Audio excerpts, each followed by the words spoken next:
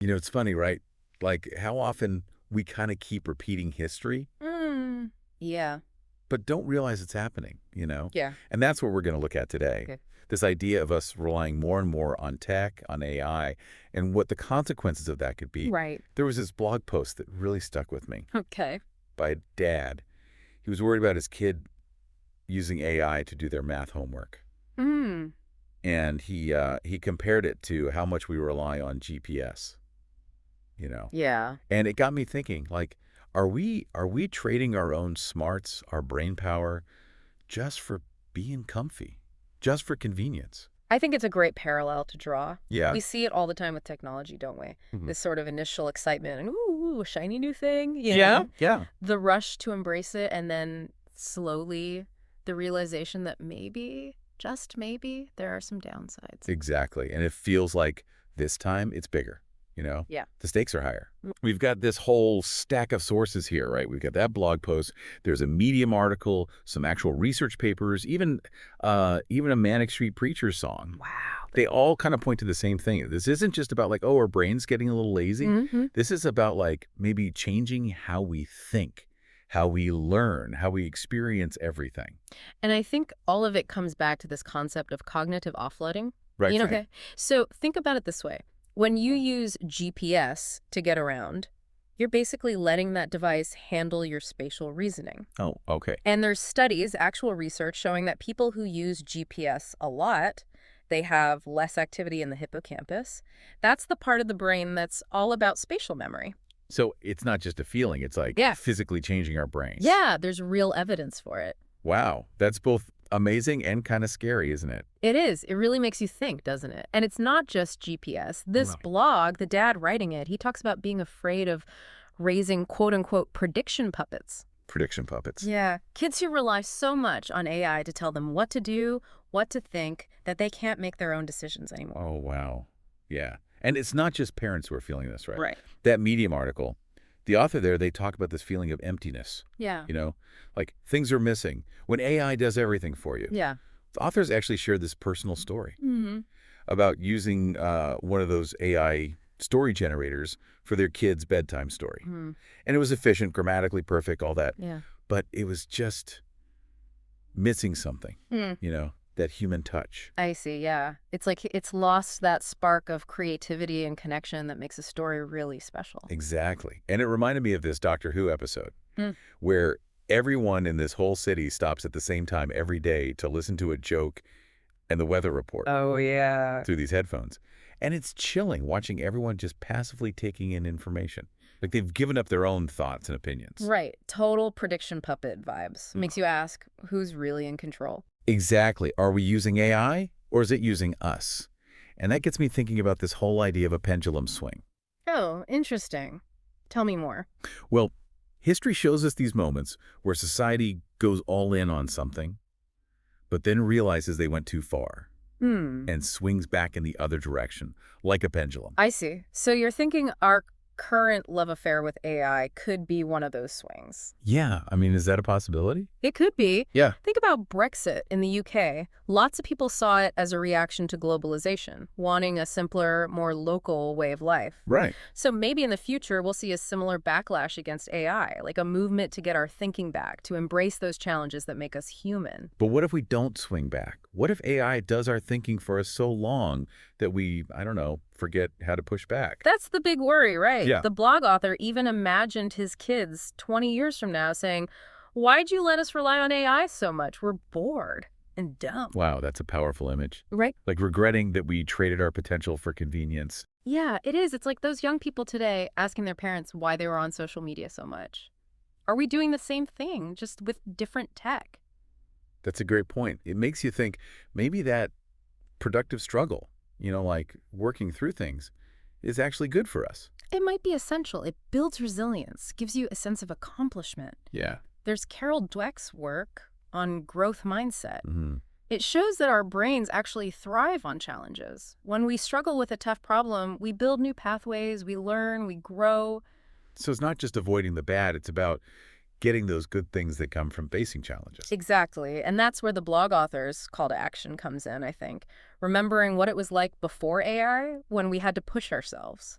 to push back the chaos, as you put it. Yeah, push back the chaos. Yeah.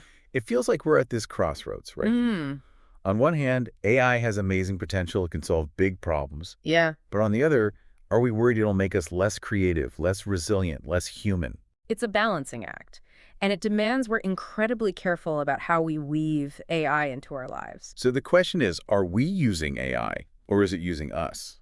That's a question we'll keep digging into as we go deeper with these sources. And we'll do that right after this. And it's not just losing our smarts, you know? Right. There's this deeper question, almost like, what does it even mean to be human? The blog author brought up this experiment, Universe 25. Oh, yeah. I think I read about that. It's the one with the mice, right? Yeah.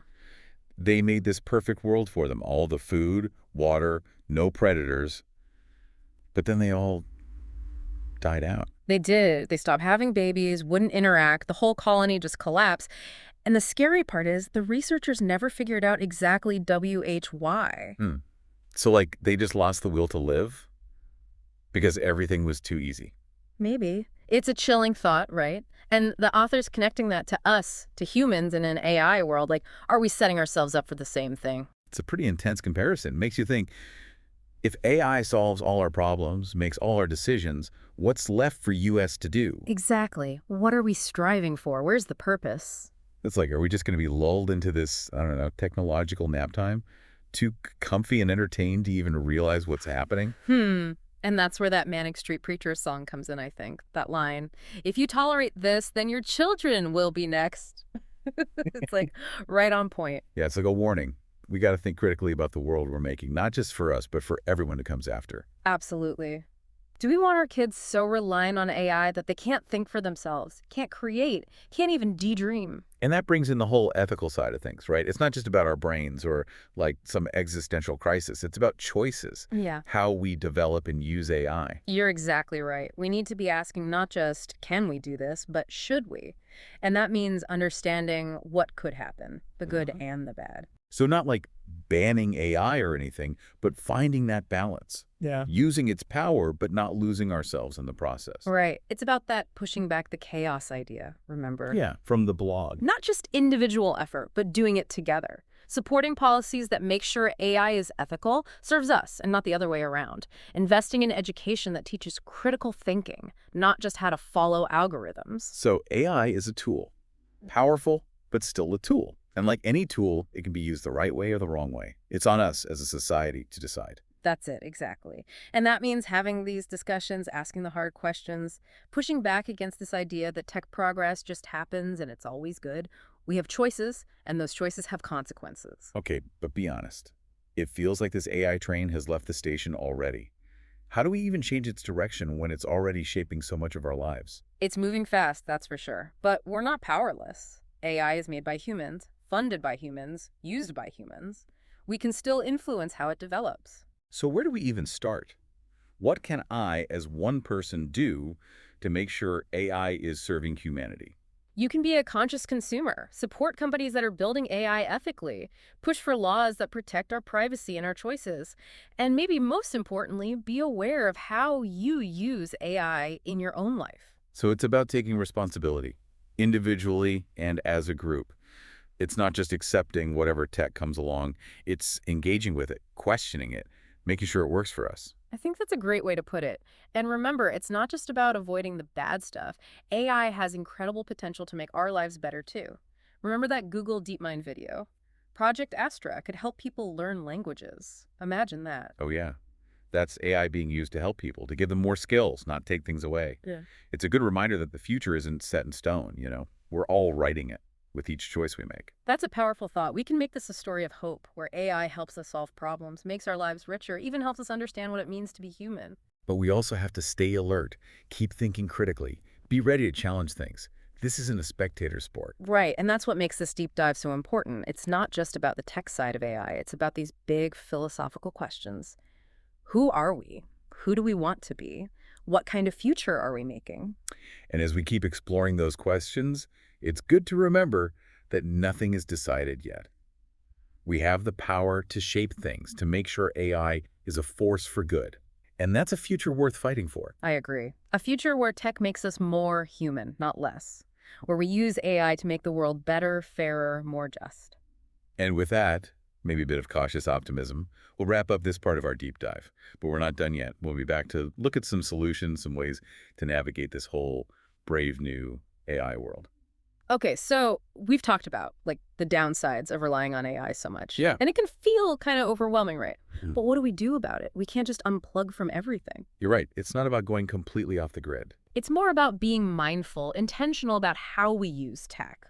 Hmm. Like taking back control in a world that kind of wants us to just consume passively. Okay, I like that. Taking back control. But how? How do we actually do that? Well, we could start by just noticing our own habits. Okay. How often do you grab your phone without even thinking about it? Oh, wow. Or how many decisions do you let algorithms make for you without even realizing it? It's kind of scary when you think about it that way. Like Mhm. what I watch, what I read, even dating apps, it's all algorithms now. Exactly. And that's where cognitive resilience comes in. Cognitive resilience. It's like building up those mental muscles so you can think for yourself. Okay. Solve problems on your own, not just hand it all over to some algorithm. So like mental workouts, but for the AI age. Yeah, exactly. Yeah. And just like a workout, it takes effort, right? But it's worth it. It lets you navigate this whole digital world with more, I don't know, more awareness, more control over your own life. So what are some of those like mental exercises?